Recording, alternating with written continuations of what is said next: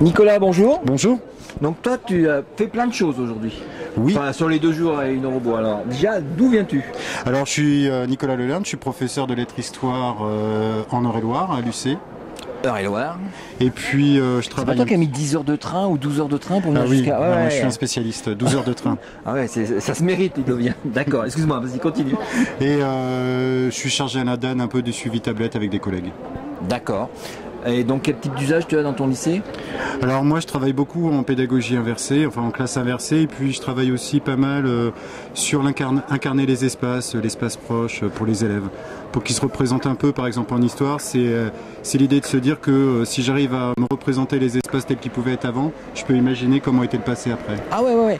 Et donc quels sont... ça c'est un usage, le numérique te permet des usages que tu ne pouvais pas faire dans la pédagogie sans numérique, quoi. Exactement, c'est vrai qu'aujourd'hui par exemple quand on fait de la réalité augmentée, c'est quand même beaucoup plus facile de représenter un espace.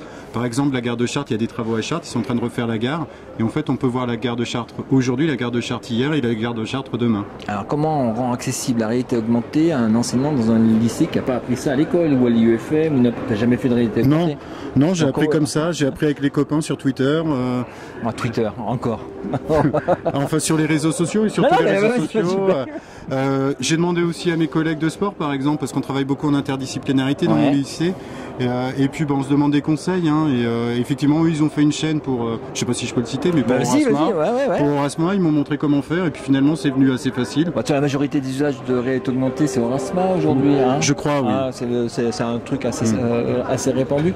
Et donc tu t'es mis là-dedans, mais est-ce que ça sert à quelque chose, c'est pour te faire plaisir ou ça sert à quelque chose pédagogiquement parlant? Non, parce qu'en fait les élèves ils ont beaucoup de mal à imaginer comment c'était avant. Pour eux la fonction d'un espace c'est toujours la même, elle a toujours été la même. Par exemple la place des Éparts, la place des Éparts, c'est une place célèbre à Chartres. Elle a toujours été comme ça, alors qu'avant il y avait une muraille à la place. Donc ça veut dire que cet espace, il a eu différentes fonctions dans le temps, et ça, ils ont du mal à se le représenter. Et ça les aide beaucoup, d'autant qu'ils travaillent en génie civil, et donc ils sont amenés à travailler dans des bureaux d'études, et effectivement, savoir l'histoire d'un lieu, c'est quand même assez intéressant pour eux. Donc tu travailles sur les espaces. Ah ouais, d'accord, donc c'est vraiment pluridisciplinaire. Oui, c'est ça. D'accord. Et qu'est-ce que tu as trouvé d'intéressant ici à Ludovia? C'est la première fois que tu viens ou pas? Oui. Alors, moi, ce que j'ai trouvé intéressant, c'est de voir...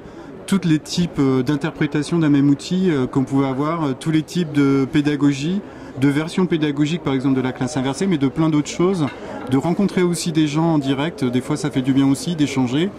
Et puis j'ai vraiment vu des exemples vraiment formidables de gens qui font des trucs vraiment sympas. Ouais. Et tout ce que tu fais, tout ce que tu prépares, c'est que pour toi dans ta classe ou tu as un blog, un tweet où on peut retrouver tout ça?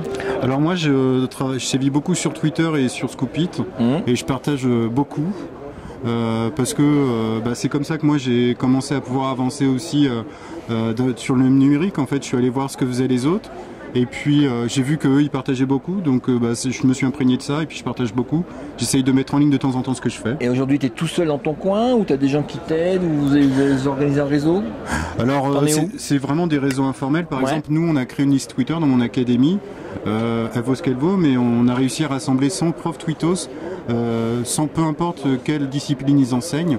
On a même des chefs d'établissement, voilà, donc ça veut dire qu'on arrive à amalgamer quand même pas mal d'expériences et pas mal de lectures, et en fait on est quand même plus fort à plusieurs, quoi. Ça sera la conclusion. Merci mon gars. Merci. Bon, reparti pour 12 heures de train alors. 12h30. 12h30 mon Dieu, bon courage. J'aime Ludovia. À la prochaine.